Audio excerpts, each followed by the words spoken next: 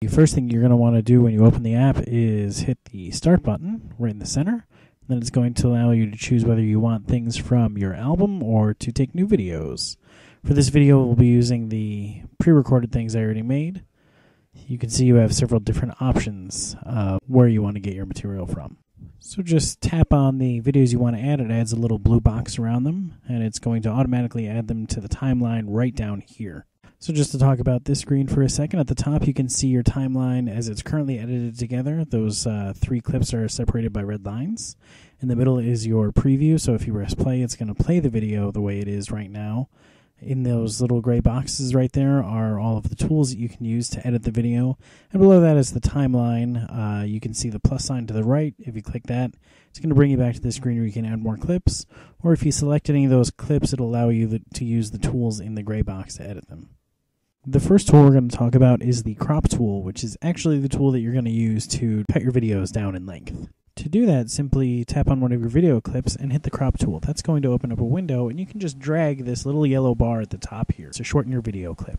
Next, we'll talk about the text tool. When you open this up, you'll have several options. First, you can type in whatever you want. You can change the fonts, change the colors, or change the size.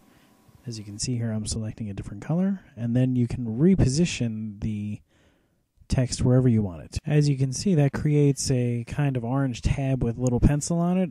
Anything you add to this video, like the subtitles or sound effects or anything like that, is going to have this same kind of tab, and you can actually move that around on your timeline if you decide that things aren't in the exact place that you want them to be.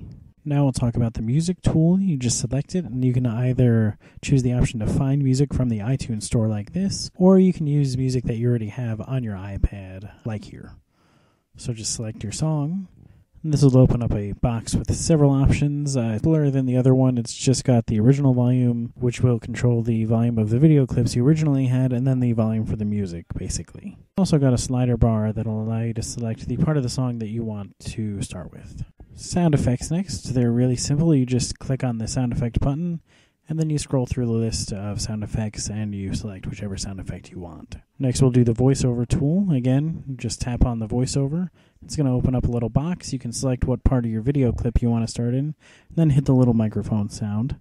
It'll switch over to this screen while you record, and when you're done recording, you have the option to play it. To check your audio, re-record it with the circular button, or press the checkbox in the upper right-hand corner if you're happy with the results of your voiceover. Lastly, if you want to add a transition to any of the clips, simply select the clip that you want to add the transition to the end of, and then select the transition from this list of transitions, and it just automatically adds it to your video. So when you're finished with your video, you just click Done in the upper right-hand corner. It's going to render your images. Then it'll take you to a screen where you can select a style and a filter.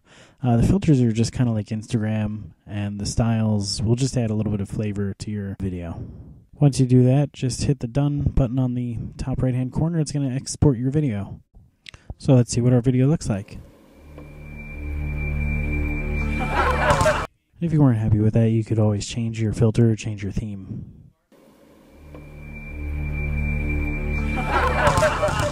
After you're happy with your results, you'll have these options to export your video to. Good luck!